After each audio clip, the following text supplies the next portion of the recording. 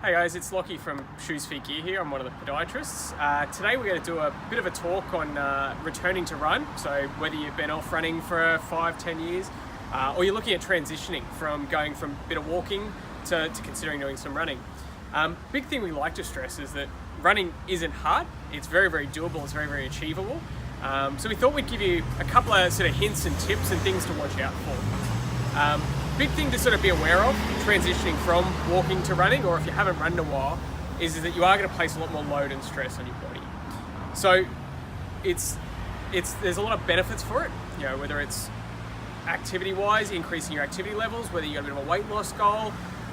In terms of muscles and joints, it does help in the long term. There's a lot of research now coming out about that. But the big risk is that the risk factors for injury do go through the roof with this sort of stuff if it's not done correctly. So we want to try and give you a few sort of steps to make it as comfortable and as smooth a transition as possible, and give you some sort of guidelines and ideas of things you should look for. So the first thing that we always like to talk about is footwear and gear. If you're going to go pull out your shoes that are potentially maybe 5 or 10 years old out of the cupboard, they're a bit daggy, they're a bit worn out, and they're not going to do their job as effectively. So what we recommend is new footwear first up. And by that, we just mean something that's comfortable, it fits really well, and it's suited to your foot type. So whether it be you need a support shoe or a neutral shoe, getting properly fitted for a shoe that's suitable for what you want to do is definitely the first thing we'd recommend. The other thing as well is looking at some suitable gear. So we want, whether it's shirts, long sleeves, singlets, shorts, we want something that fits well. It's got your moisture wicking material. So we want something that's not going to sort of stick to your body and potentially cause some rash and irritation. And the other things you want to consider as well, so compression tights. Some people like a really nice sort of snug feel, potentially some recovery benefits as well. For ladies, a good sports bra is worth its weight in gold. Other things to consider as well, things like hats and visors if you're out in a really sunny or open environment. So the next thing we like to look at is speed. So this is probably one of the hardest things to gauge, as it's so subjective. With your speed, my sort of best way to sum it up for you is we don't want you walking or power walking. We don't want you at a full sprint. We want you somewhere sort of nice and in the middle. And for everyone, that's going to be different. What you want to do is you want to go off feel. So it should feel relatively comfortable. A classic guideline you might be given is you want to be able to somewhat hold a conversation. So you don't want to feel like you're full ball, you're huffing and you're puffing, but you don't want to look like you're power walking at the Olympics. So you'll find that mid-ground, and it'll also play into sort of your technique as well. And sort of the next thing we'll touch on then is your technique. So what you want to think about is there's a lot of little cues and a lot of technique things we look for. The two simplest things you want to think about though are getting up nice and tall.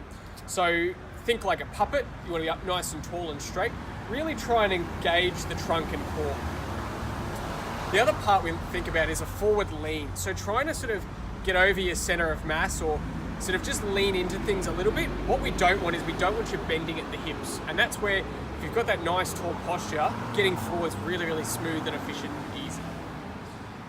Now, when we say you want to get into running, we don't want you just to go out the door, run as hard as you can for maybe a K and then feel like you've hit the brick wall. A nice sort of safe and smooth way to do it is to consider a bit of an interval approach. So what you could think about is some people might use distance, some people use time, it's dependent. What you might do is if you want to use some distance, a good idea is if you've got a park or a footpath that you want to use, maybe use light poles, or if there's a garbage bin or a car or a particular marker. So it might be 20 meters, it might be 50 meters, it might be 100 meters, but set yourself a nice sort of simple goal. For time, a nice time goal is sort of 20 to 30 seconds.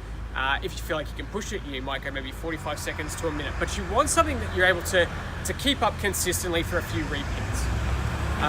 In terms of recovery, there's two ways we can go about it. So I always say you can go for a standing recovery. So you do your repeat, stop, catch your breath and relax. Other people prefer what we call an active recovery, where you might sort of walk back to the start, you might sort of just jog on the spot, or just generally sort of keep moving. And I personally prefer that a little bit, but it comes down to what you enjoy.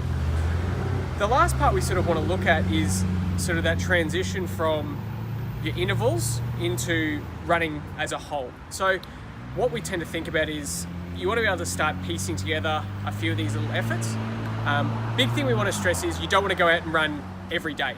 That's how we tend to see people come in injured and broken in the clinic. So big thing is having a rest day in between your runs. So you might aim for maybe 2 to 3 runs a week. Aim for at least 1, maybe 2 rest days in between. It allows the body time to recover and adapt to the training that you're starting to undertake. What we do also want to stress is that you will feel a little bit sore after these sessions. So don't be surprised if that first day or two afterwards you find going up and down some stairs is a little bit more fatiguing. You might be feeling it in your quads or your hamstrings or calves. You might feel that fatigue and discomfort a little bit more than normal. It shouldn't be unbearable, and it shouldn't feel like you've done a major injury. It should be a pretty sort of vague and dull sensation, and that should subside after about sort of a day or two. If that sort of pain isn't going away, that's where we would recommend you come into the clinic and maybe ask a few more questions or see us for a consult. But you want to sort of aim for that first month. It might feel a little bit sort of awkward, but you want that consistency. And we normally say, and this is for all training plans in particular, you want sort of 3 weeks of growth with how much running you're doing. So whether that's increasing your intervals by a little bit each week, it might be adding an extra week. You want 3 weeks of consistent growth, and then that 4th week, you want a bit of an easier week, and that allows your body to adapt and recover. So this isn't just in terms of running, it's gym, any other sort of sports, take a similar sort of approach, and it's just so your body can get stronger and continue to improve moving forward. Your final sort of step with that moving to run is maybe considering a bit more of a program or a plan, or joining a run group. So getting that base is really important, but then setting yourself some goals moving forward is a really valuable tool, and it helps to sort of, it gives you a bit more of a goal and something to focus and move towards. But yeah, so that's some tips and hints to sort of get yourself back running. But yeah, always pop into the clinic and come see us if you've got any questions, or if you do get pains and complaints. Yeah, book in to see us and we can have a bit of a chat.